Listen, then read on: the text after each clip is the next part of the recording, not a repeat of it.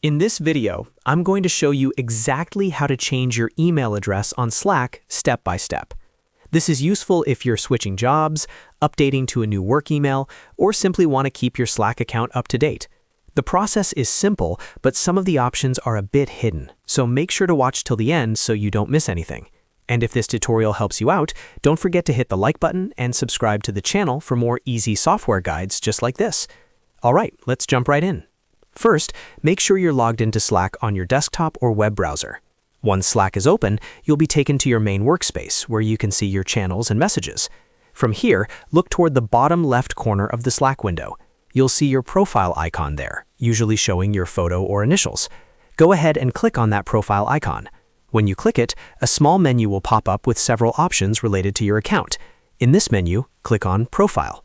This will open your full profile view on the right side of the screen, where you can see your name, title, and other personal details.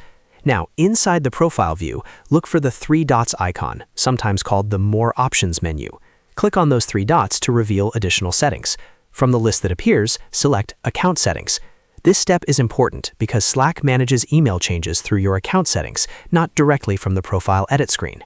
After clicking Account Settings, Slack will open a new page in your browser with your account preferences. On this page, scroll down until you find the section labeled Email Address. Next to your current email, you'll see an option to expand or edit this section.